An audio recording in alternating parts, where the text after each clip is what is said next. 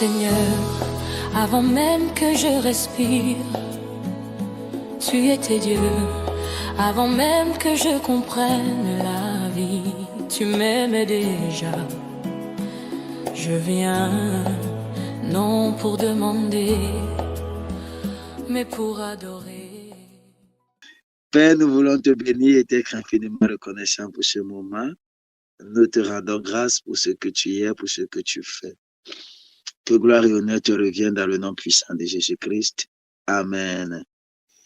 Amen. Amen. Alors, ce soir, Dieu sachant faire ces choses, mes amis, donc ce soir, c'est moi qui vais partager mon témoignage. Je n'étais pas prévu dans l'équation, mais bon, je vais partager mon témoignage avec vous et je vais aller dans les grandes lignes. Je vois le docteur Yolande là qui soulève le bouquet. Amen. Alors, ma petite histoire commence. Il faut déjà dire que je suis... mon nom, c'est Oumdiom Michel. Je ne suis pas né Emmanuel. Vous allez comprendre d'où vient mon nom, le nom d'Emmanuel. Je suis Oumdiom Michel, le fils du défunt Gilbert et de Kipwa Christine. Alors, je suis né à l'hôpital à Quintini le 3 octobre 1994 et j'ai grandi dans la ville de Douala. Pour les personnes qui connaissent la capitale économique de Douala.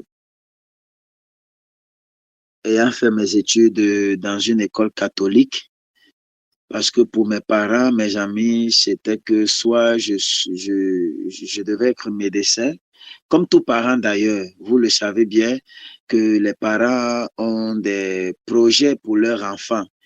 C'est-à-dire, par exemple, en Europe, on va déjà s'intéresser à ce à quoi l'enfant s'intéresse le plus étant petit.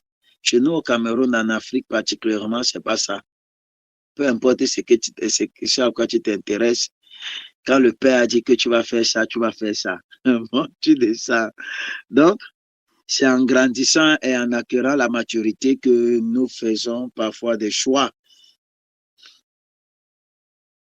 Pour la petite histoire, lorsque je suis né,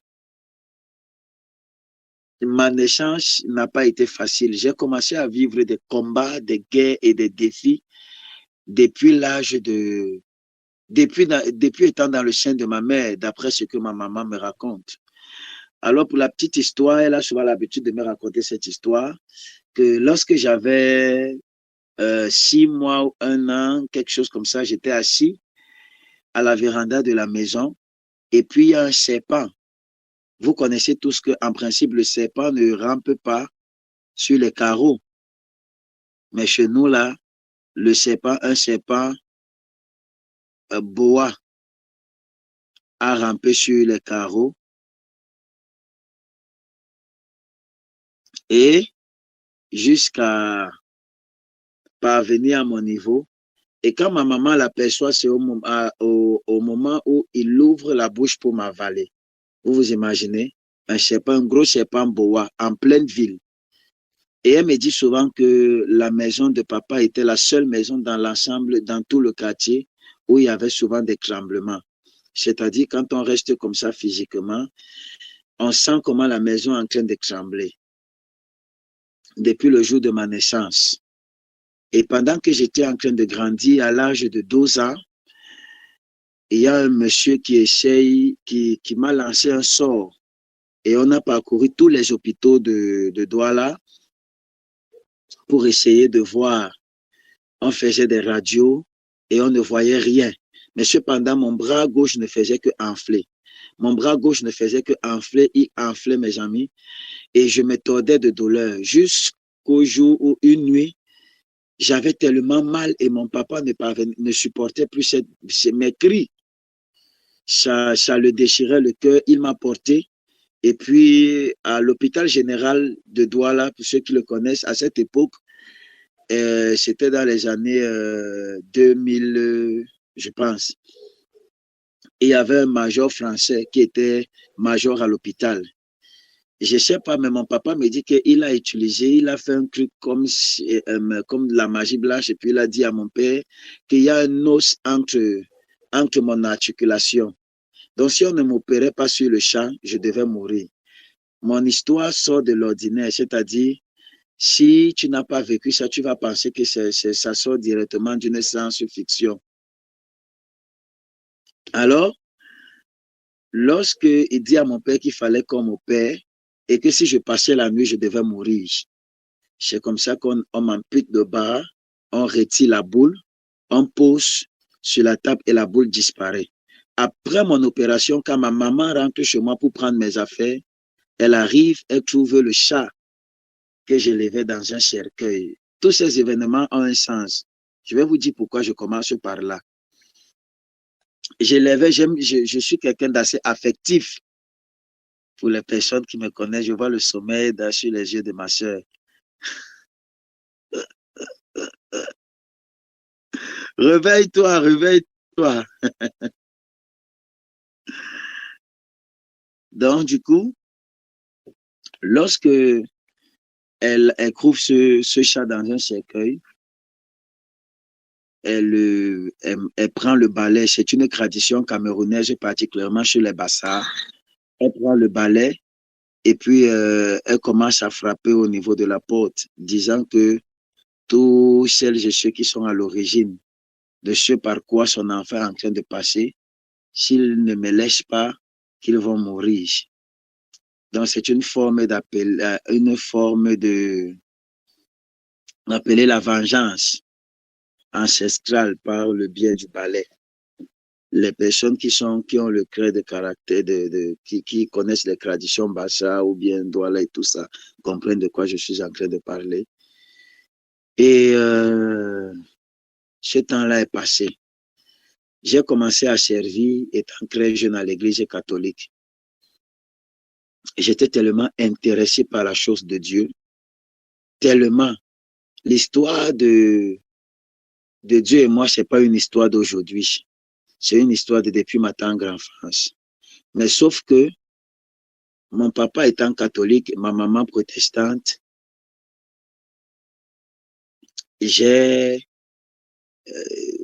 normalement, on suit la religion du chef de la famille. J'ai donc commencé à m'intéresser jusqu'à ce que je suis ancré, j'étais servant de messe, après j'étais lecteur garde suisse, et puis j'ai commencé à ancrer dans le corps, dans l'ordre. J'ai commencé à ancrer, à m'intéresser vraiment, tellement que mon père a décidé de m'envoyer à l'Est avec mon accord, bien évidemment, pour aller poursuivre mes études à Bertois. Et là, je faisais la classe de 3e parce que je devais aller au petit séminaire. Lorsque j'arrive, je commence à fréquenter. J'étais tellement intéressé que certains prêtres, certains moines qui donnaient des cours au séminaire de l'Est m'ont pris sur leur aile. Jusqu'à je donnais le dernier sacrement. Pour ceux qui sont catholiques enracinés vont comprendre de quoi je parle. Le dernier sacrement chez les catholiques, c'est l'ordre et on le donne souvent chez des malades qui sont déjà proches de la mort. Donc, tu peux donner le corps de Christ, après tu fais l'onction d'huile sur le front de la personne et tout. Alors, je faisais déjà ça.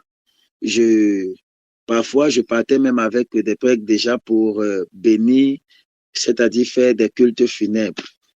Alors, un jour, pendant que je suis en train d'échanger avec ma cousine lors d'une visite, elle commence à me parler, elle était chrétienne du plein évangile. Elle commence à me parler de Dieu. Je lui dis que, mais attends un peu, tu parles de Dieu, en principe, c'est moi qui dois t'enseigner Dieu. Toi, tu fais tes études, moi, je fais l'école de Dieu, j'apprends Dieu, je suis interrogé. Elle me dit qu'elle laisse ça. Et puis, au fil du temps, pendant qu'on discutait, j'étais tellement, je vous dis, j'étais un catholique enraciné, combattant des églises de réveil. Plus combattant que moi, il n'y avait pas d'âme. On connaissait ça. C'est-à-dire, les églises de réveil et moi, je pouvais être le pôle de ma génération, je vous assure. Je combattais tellement des églises que parfois je partais assister au culte des églises réveillées, pas dans l'optique d'apprendre, mais de me moquer. Oui, c'était jusqu'à ce niveau-là, mon niveau d'incrédulité. Alors, plus j'échangeais avec ma cousine, plus je me rendais compte que mes yeux s'ouvraient. Et certaines vérités que j'apprenais lorsque je partageais avec elle, je me rendais compte que mais, elle n'est qu'une simple chrétienne. Moi, je suis dans l'école de l'après-crise. C'est-à-dire, en principe, s'il y a quelqu'un qui doit enseigner l'autre ici, c'est moi. Je connais tous l'éthique, je connais tous ces noms, je connais tout ce qui se passe et tout ça. Mais je me rends compte que plus j'échange avec elle, plus j'apprends certaines choses. Alors, je rentre dans ma chambre et je commence à prier. Mais ma prière, mes amis, ce n'était pas dans l'optique, Seigneur, bénis-moi. Seigneur, change ma vie, change mon histoire. Jamais je n'ai fait cette prière. Mon histoire, Seigneur, Seigneur, je veux te connaître. Je veux comprendre véritablement. Éclaire-moi, illumine-moi. Ma prière, c'était la connaissance. C'est une prière que je fais tous les jours jusqu'à présent. Parce que je veux connaître davantage Dieu. Alors, je me suis rendu compte, illuminé par l'Esprit de l'Éternel, ayant fait des études sur le missel de l'Assemblée dominicale. Les anciens catholiques, vous connaissez qu'est-ce que c'est le missel de l'Assemblée dominicale. Amen. Je vois ma soeur, l'ancienne catholique là. Vous connaissez qu'est-ce que c'est le mystère de l'Assemblée dominicale? C'est comme une Bible, mais cette Bible-ci contient toutes les prédications. À l'intérieur, vous y trouverez l'année B, l'année A, l'année B, l'année C. Et c'est depuis chaque année, ce sont les mêmes choses qui se répètent. Alors moi, j'ai envie de connaître. Je ne suis pas quelqu'un je n'aime pas être encagé, c'est-à-dire avoir l'impression d'être dans une cage. Je suis un esprit libre. J'aime la liberté. Alors, je commence à pousser mes recherches. Je commence à pousser mes recherches, mes amis. Et plus je pousse mes recherches, plus je me rends compte que il y a quelque chose qui ne va pas. Je décide donc de commencer à assister aux enseignements du plein évangile. Le plein évangile qui se situe jusqu'à présent à Yademe, à l'est, à Bertois. Je partais, j'assistais à ce qu'on appelle, au plein évangile, on a des enseignements qu'on appelle l'école de la foi.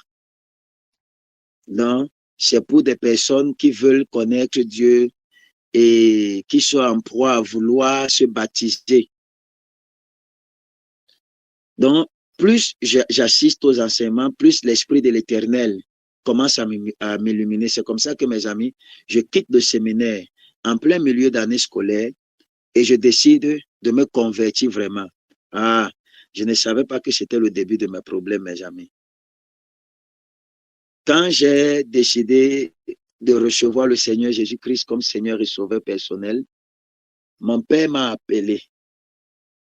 Il me dit que, j'étais dans une classe d'examen.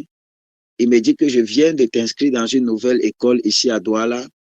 Donc, tes histoires que tu me racontes là, des églises de réveil et tous ces trucs-là, je ne veux plus entendre ça. Rentre directement. Je lui dis que papa, je ne peux pas rentrer. Parce que je connaissais ce que ça impliquait de rentrer.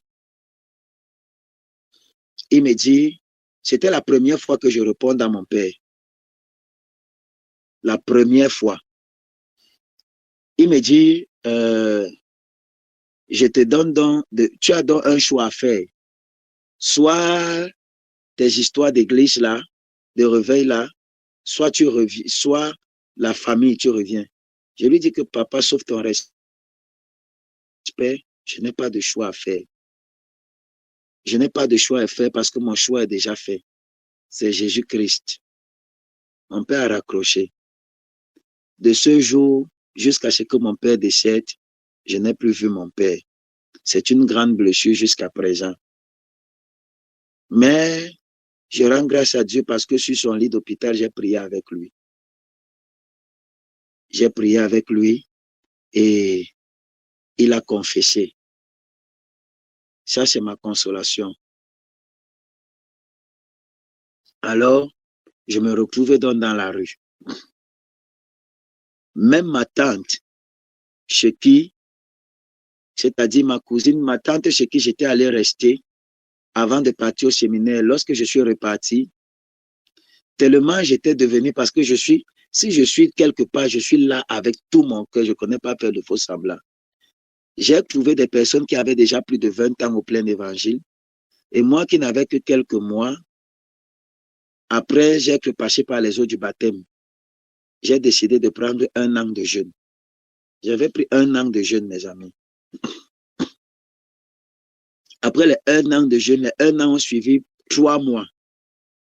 Après les 3 mois de jeûne, j'ai pris 2 semaines de jeûne. Je dormais à l'église.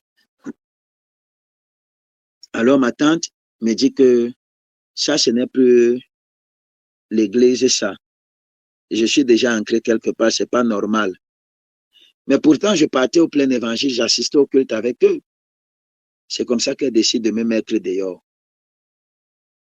Je me retrouve donc dans la rue. Emmanuel en train de dormir, de marcher partout, en train de dormir à côté de l'eau. Pendant des années, j'étais là, je dormais à côté de l'eau.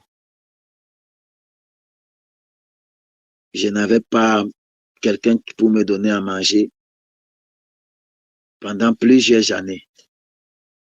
C'est comme ça que mes amis, et jamais je n'avais appelé un membre de ma famille. Ça ne valait pas la peine, mes amis, vous connaissez ma décision. Alors je devais endurer ça sur moi. J'ai commencé après 2 semaines, j'ai décidé de me fermer. C'était la première fois de toute ma vie de jeûner à sec, sans manger, sans boire. J'ai pris 3 jours de jeûne à sec, sans manger, sans boire. Le premier jour, pendant que je suis en train de prier, je n'étais pas seul. Le Seigneur m'apparaît. Comme je suis en train de voir la servante de Geneviève là, c'est comme ça que le Seigneur m'apparaît, mes amis. Il me transporte. Il me dit, je vais te faire vivre l'histoire de la création.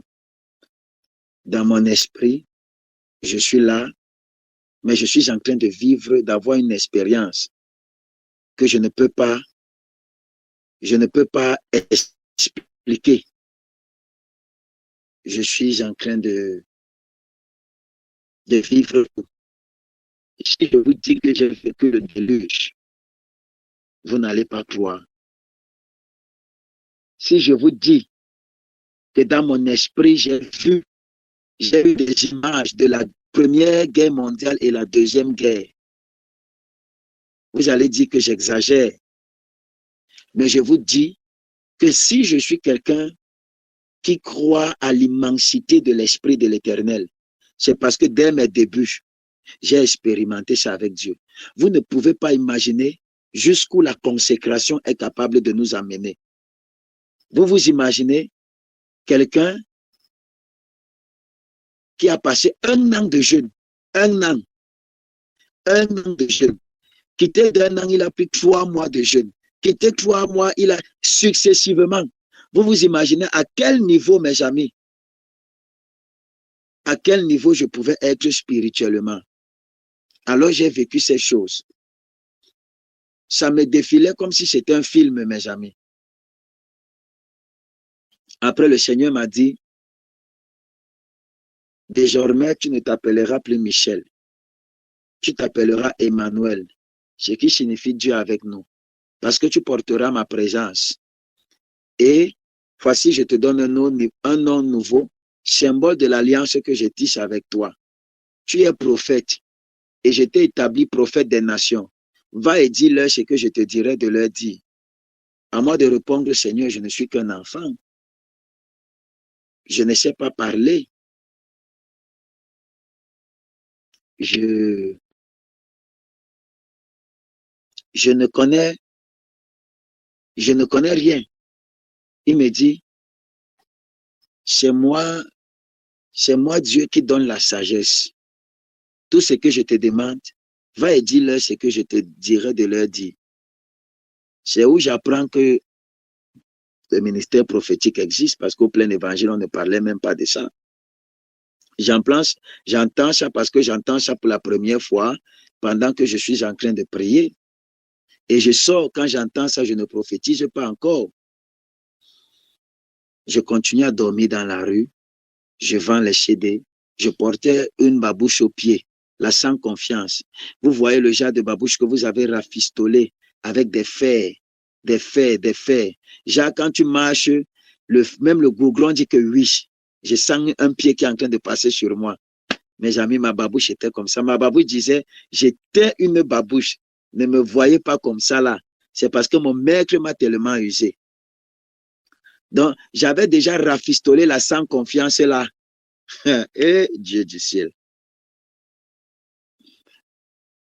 Pour avoir ne serait-ce que 500 pour acheter une paire de babouches, j'étais obligé de tourner 50 briques de terre.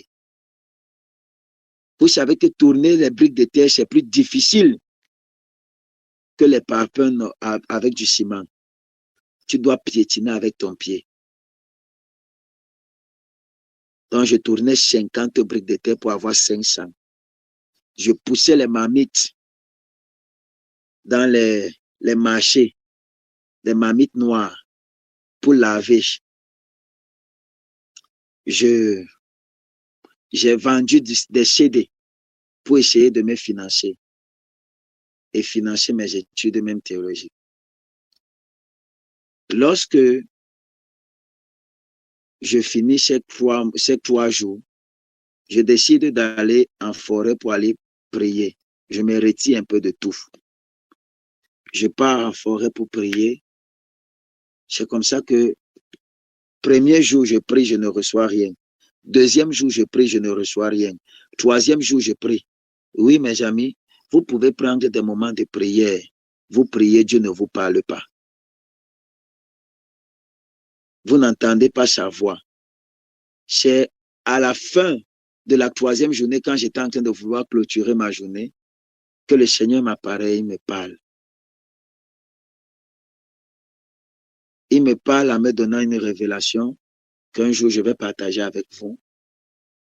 C'est comme ça que je sors de la brousse et je commence à continuer à aller au plein évangile. Au plein évangile, le ministère prophétique commence à se manifester.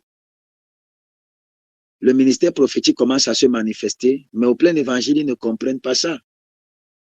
Au plein évangile, à Bertois, ils ne comprennent pas ça.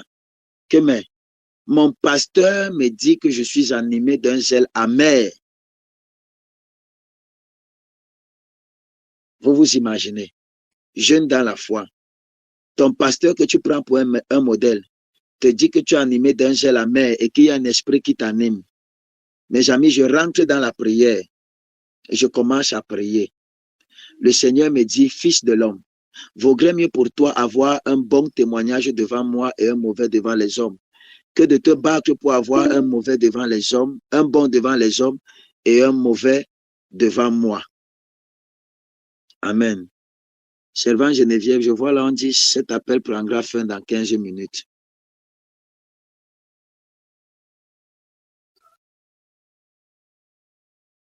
D'accord. Pourquoi c'est que dans mon histoire que ça fait ça?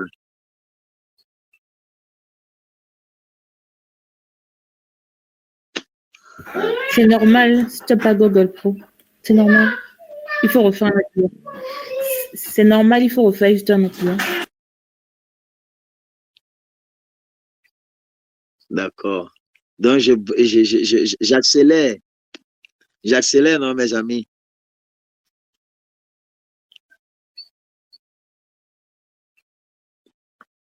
Donc, du coup, mes amis, c'est comme ça que mon pasteur me chasse de l'église. Oui, j'ai été chassé de l'église.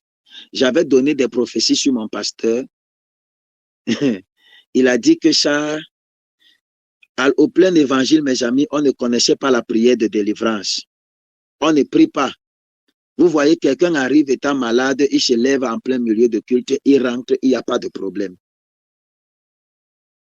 Donc, mon pasteur me dit que ce que je suis en train de faire, ce n'est pas normal. Si je n'arrête pas, il me chasse de l'église. J'ai été chassé de l'église, mes amis, comme je vous dis. Quand j'ai été chassé de l'église, j'ai rencontré une femme.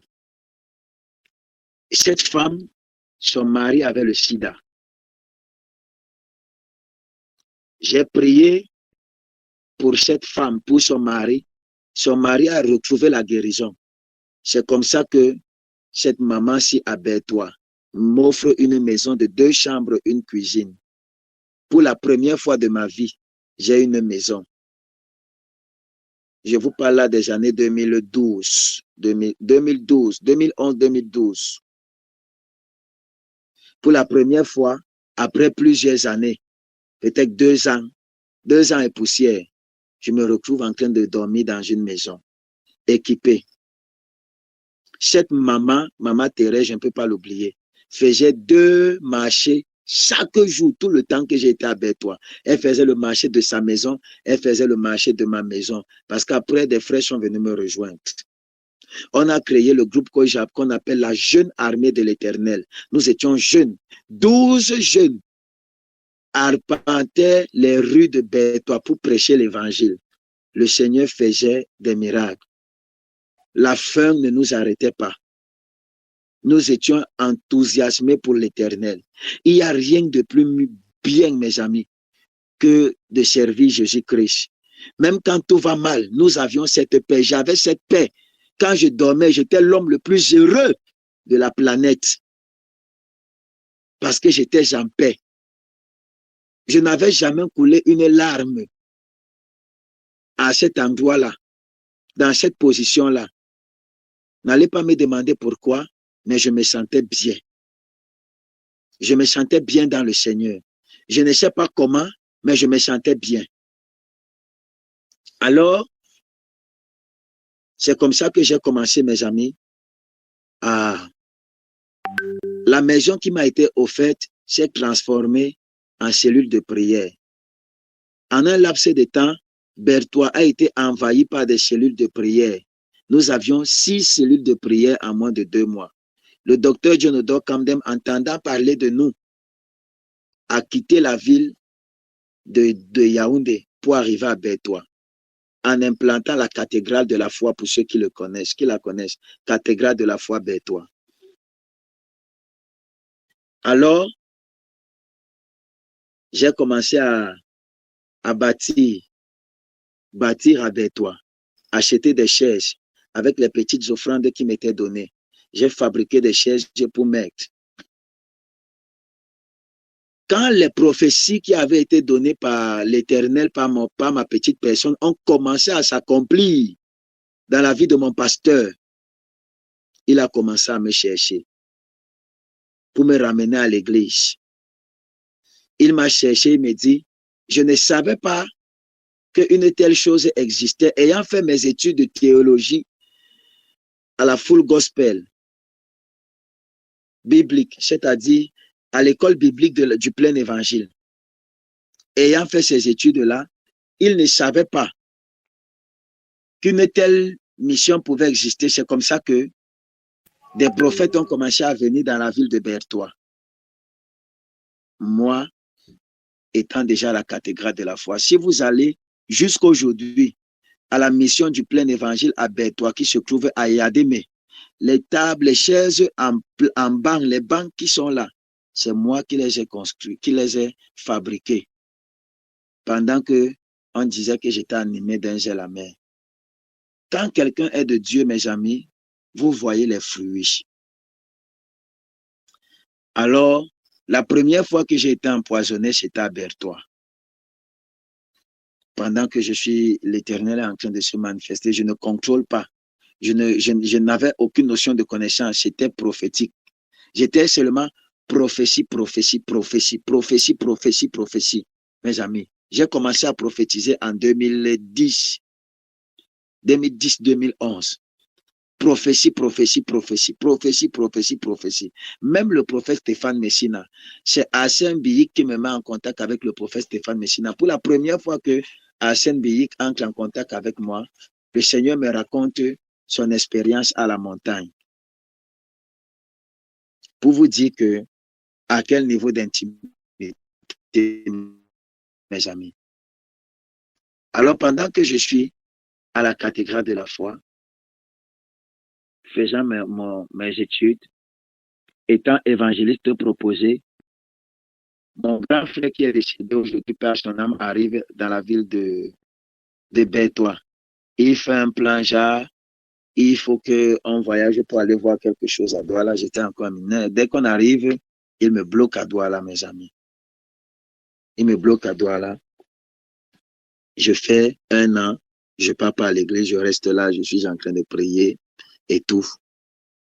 Et puis je décide, par la grâce de l'Éternel, je parviens il y a un délégué qui arrive, le délégué de l'Ouest. Il arrive à Douala, prospectant dans des maisons, un délégué médical, prospectant des maisons avec pour des médicaments. Il arrive donc chez nous. Quand il arrive chez nous, moi, je commence à parler dans sa vie. Quand je commence à parler dans sa vie, comme par hasard, c'est comme ça qu'il décide de me prendre sur son aile. Je pars donc à l'ouest, à Bafoussam.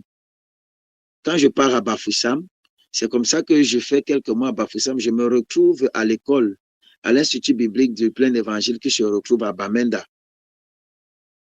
Et là, je ne mets pas assez de temps. Je remonte. Après, je reviens à Bafoussam. Je fais l'école biblique. Et puis, je remonte à Yaoundé, où je viens m'inscrire à la Bible Institute Revival, sous la tutelle de l'apôtre Pharrell Jérémie en Pérou. C'est comme ça qu'il m'enseigne, mes amis. 2014, pour la première fois, je sors de l'école de théologie, étant un pasteur. Et le Seigneur m'ayant donné des instructions, je quitte de Yaoundé pour me retrouver à Douala pour aller ouvrir l'église. La vision Living Christ Ministry pour la première fois. C'était pas d'abord Living Christ Ministry. Ça n'a pas commencé. On a commencé comme un ministère d'évangélisation. On a commencé à Douala. Le ministère a commencé à se répandre. Quelque temps, on a élevé un bâtiment. Et puis, il y avait plein de personnes. La troisième fois que j'ai été empoisonné, c'était là-bas. La deuxième fois, c'était au deuil de mon père. La troisième fois, c'était parce que j'ai accueilli des personnes qui ont voulu se jouer de moi.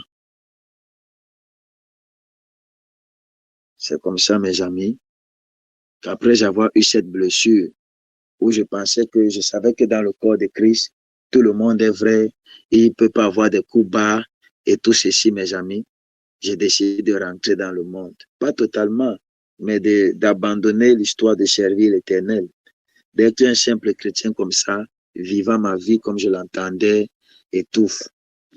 Mais le Seigneur m'a dit que petit, tout ce par quoi j'étais épargné, j'étais sauvé étant petit là, ce n'est pas pour te laisser te perdre. Je vous ai dit que vous allez comprendre le sens de pourquoi est-ce que je vous ai raconté ce que j'ai vécu étant petit.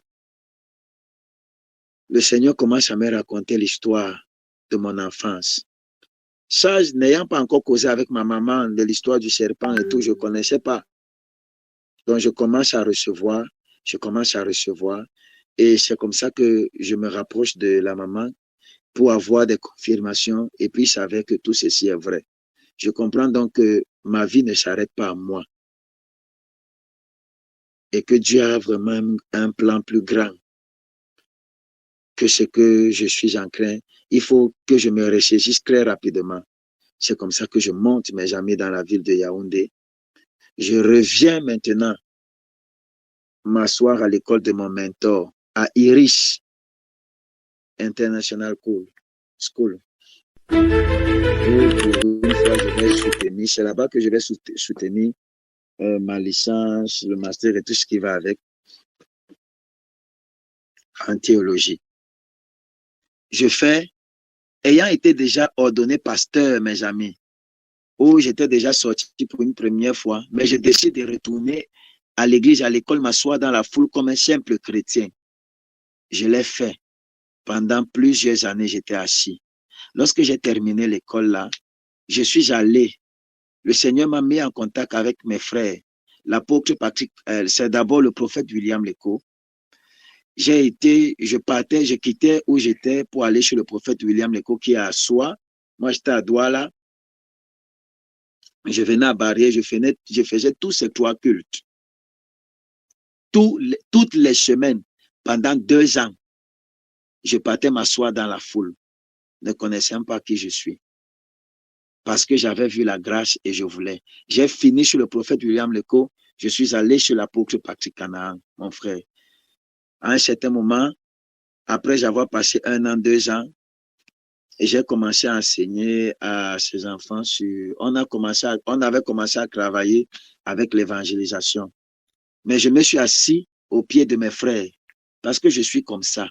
J'ai appris que mes amis, dans l'humilité, on apprend. Quand tu veux apprendre, prendre quelque chose de quelqu'un, il faut savoir t'abaisser. Alors, pendant 4 ans, j'ai appris 2 ans chez le prophète William Leco, 2 ans chez l'apôtre Patrick Canaan et 4 ans chez 5 ans, oui, chez mon mentor, le révérend Eyon Ayoub Joseph. D'ailleurs, je continue.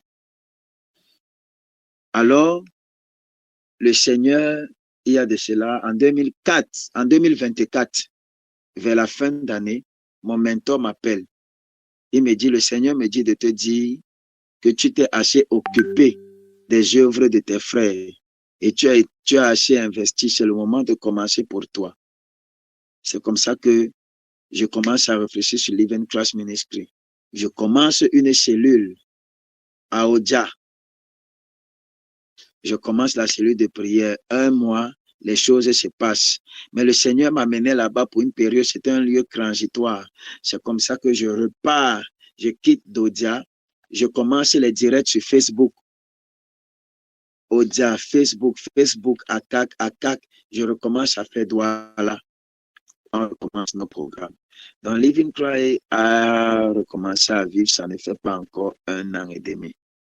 Tout le travail que vous êtes en train de voir. J'ai appris du Seigneur. Je suis tombé. Je me suis relevé.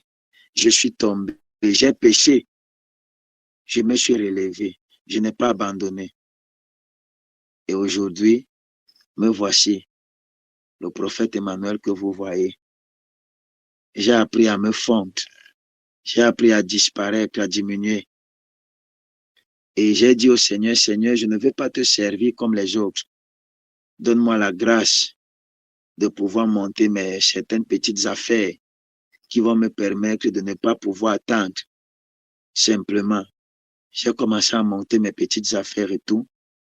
Mais je ne peux pas vous mentir qu'à un certain moment, ça a commencé à m'épuiser. De telle sorte que, au lieu de passer le temps dans la prière, je passais le temps à chercher l'argent, vous comprenez. Jusqu'au moment où jusqu'au moment où j'ai commencé à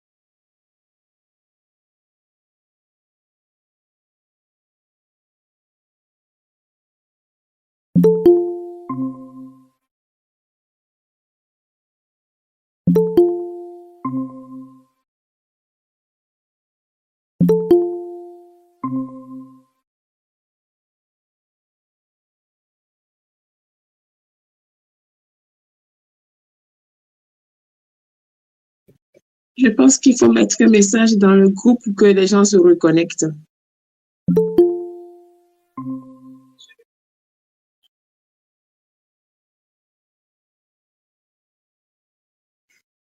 C'est ceux qui connaissent pas, ils vont pas oser.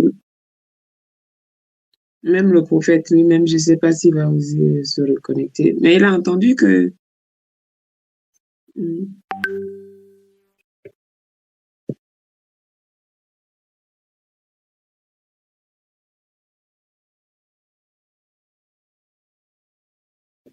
j'ai du mal. J'ai du mal à garder les yeux ouverts. Ah, non, non, non, non, pardon. Je veux dormir. Demain, je travaille. Demain, je travaille. J'espère que c'est pas, c'est bientôt fini. J'ai envie de dormir, moi.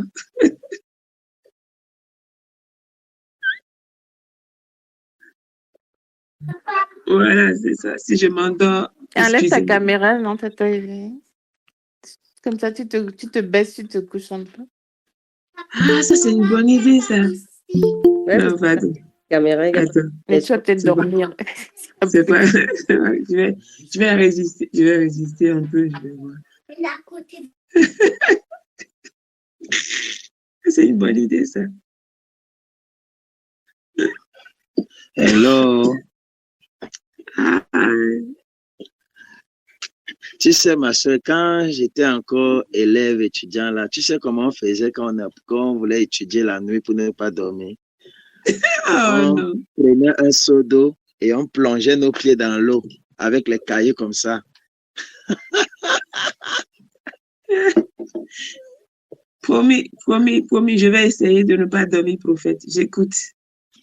Oui, j'ai presque fini de toutes les façons. D'accord. J'ai écouté, je l'ai écouté au maximum. Merci. Donc, je me...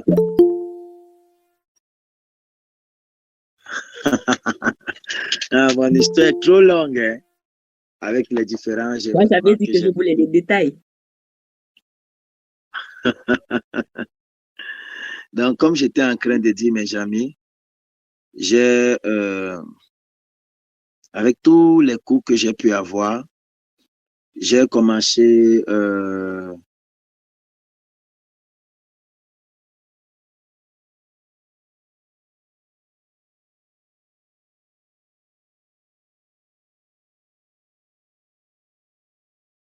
c'est bon? Oui. Donc, comme j'étais en train de dire, j'étais même où? Je me suis perdu.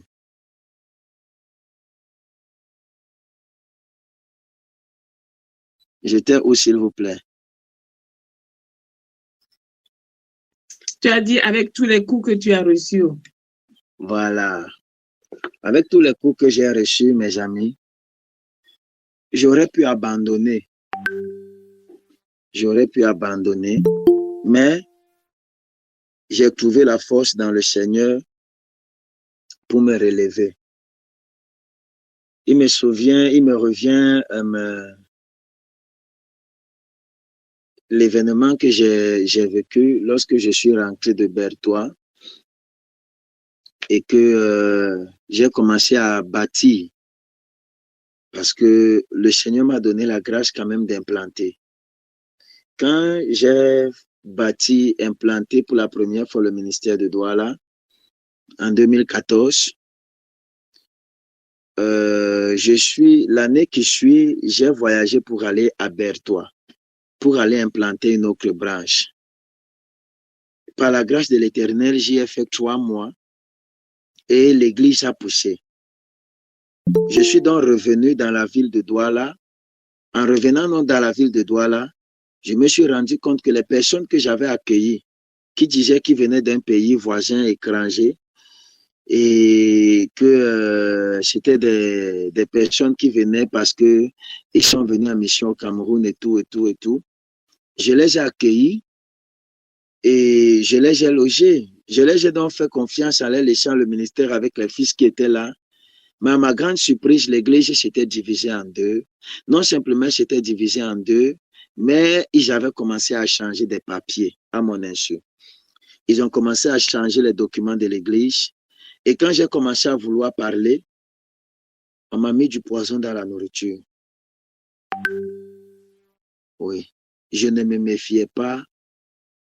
Quand on m'a mis le poison, le soir là, je me souviens, j'ai recraché du sang en grande quantité. Je rampais, je suis sorti de ma chambre, j'ai rampé de ma chambre jusqu'à la cour comme un enfant. C'est ma petite soeur qui est sortie et elle m'a donné de l'huile rouge.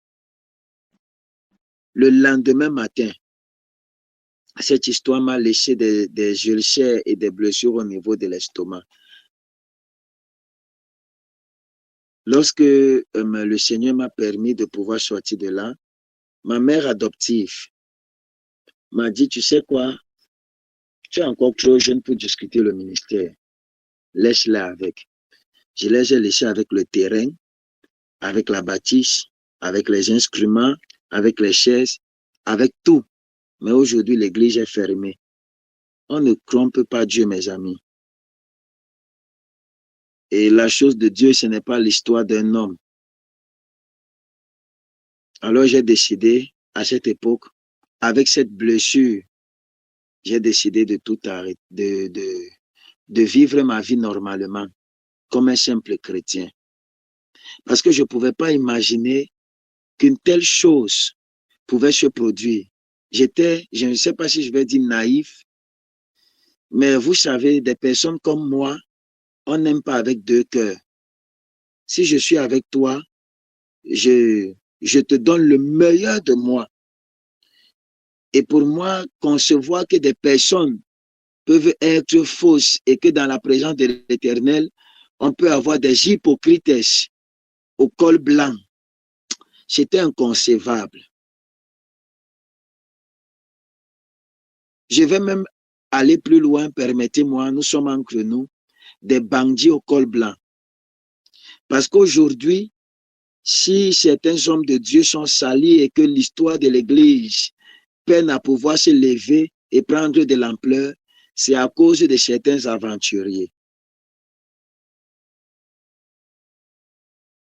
Alors, mes amis, j'ai commencé à vivre ma vie.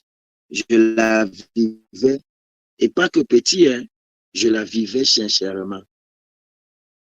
Mais après, lorsque le Seigneur m'a ramené et il m'a dit que fils, c'est pas pour ça que je t'ai appelé. Monte, tu descends. Tu vas me servir. Je suis revenu en formation, rentré encore m'asseoir, mes amis. Rentré encore m'asseoir. Et j'ai continué,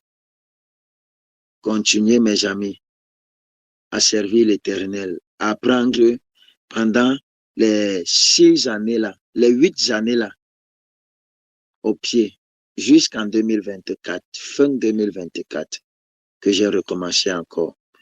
Lorsque j'étais à l'école de formation, à la cathédrale de la foi à Bétois,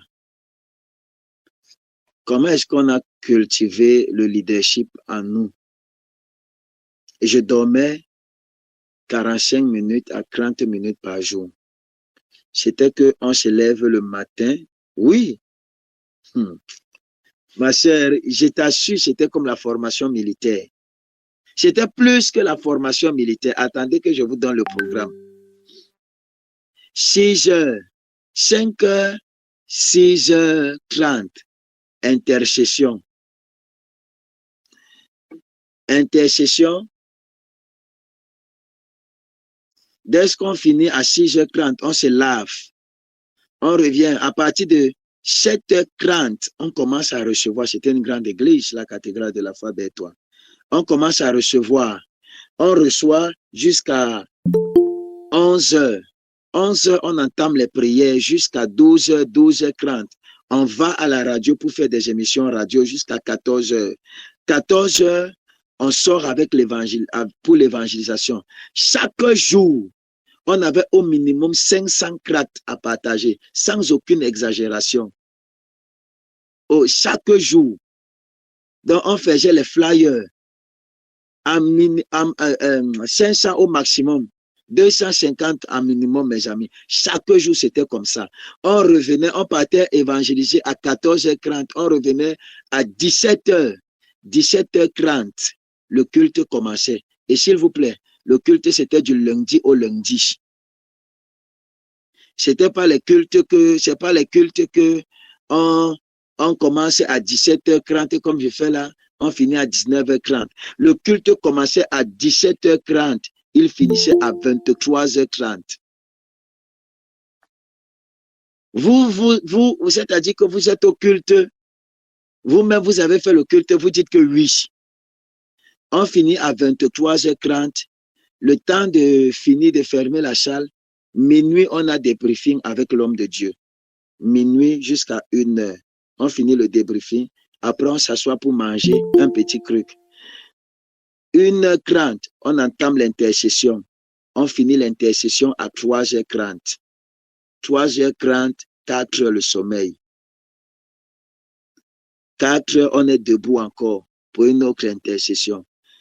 On nous avait dit que le repos, c'est au paradis et que le ventre est un tombeau. Donc, on n'est pas venu sur la terre pour se reposer. Quand je vois alors souvent des personnes, se lever, dire qu'elles sont en train de servir Dieu et ou bien n'acceptent pas certaines choses, je pleure et je ris.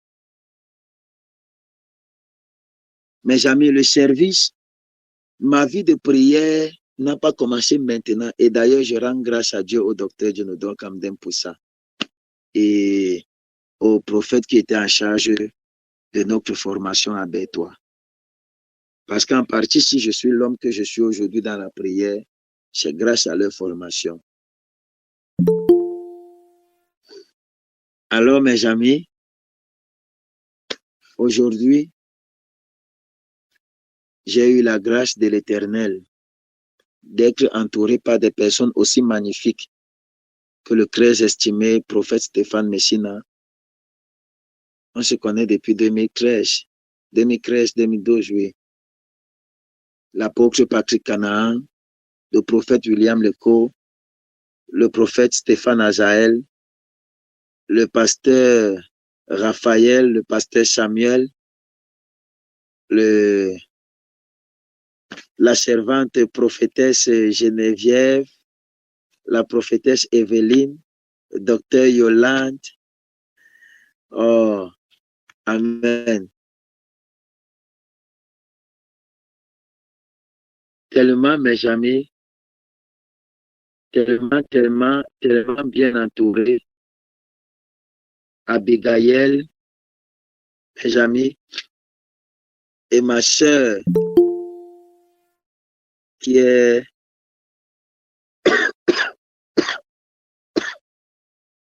Akemelis Kaparos, Utiamanta Leva Keliva, Uspra Intalifa Luja Kiamanzo Pro Unselifalia de Gaminda Lipradoja de Fitalia Manzo Colubra Etelinda Lipradosh Katayabra Meze Kaita Manzo Praita Ve Alif Loshka Menso Pro Ungele Carida Yavrando Sufalemento Praita la Caida la Mande Bado. Ah Seigneur, merci, merci Saint-Esprit de Dieu.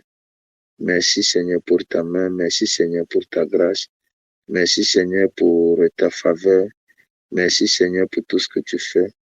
Dans le nom puissant de Jésus-Christ de Nazareth. Soyez bénis dans le nom puissant de Jésus-Christ. Amen. Je parle en langue parce que j'ai reçu une information que je vais partager avec vous. Je bénis l'Éternel pour vos vies, pour la vie de Déborah, d'Abigail, d'Elisabeth, de Nadine, de vous tous, mes amis, de Touré et tout. Je rends grâce à Dieu pour vos vies. Vraiment, que le Seigneur Jésus-Christ vous bénisse. Aujourd'hui, si je suis encouragé dans l'œuvre, c'est aussi parce que vous êtes présents. C'est très important d'être entouré. J'ai déjà terminé avec mon témoignage. D'être bien entouré, mes amis, c'est très important. Si j'ai sombré en 2014, c'est parce que j'étais mal entouré. Mais aujourd'hui, j'ai des personnes comme Maman Suzanne, comme vous ne pouvez pas imaginer, Déborah, mes amis. J'ai des personnes comme Nadine, j'ai des personnes, mes amis, comme Geneviève, comme Evelyne, comme Nadège, comme Touré, mes amis, comme tes filles, comme la servante Sylvie. C'est une force. Je suis encouragé et je rends grâce à l'Éternel pour vos vies. Donc voilà, si quelqu'un a une question, je vais simplement clôturer en disant que dans tout ce que j'ai vécu, jamais je n'ai élevé la voix pour prier, pour dire à Dieu que je suis fatigué. Je suis fatigué de cette souffrance. Je suis fatigué de ce par quoi je suis en train de passer, ayant été abandonné. Vous voyez, vous terminez de jeûner. Vous jeûnez 3 jours à sec sans manger, sans boire. Au moment de rompre, vous n'avez rien. Vous avez dans votre cuisine un couscous qui a dormi près de 4 jours que vous avez mangé avant d'entrer dans le jeûne. Ce couscous est emballé dans un plastique déjà en pleine décomposition. Vous avez le cube, vous avez l'eau. Vous prenez le cube,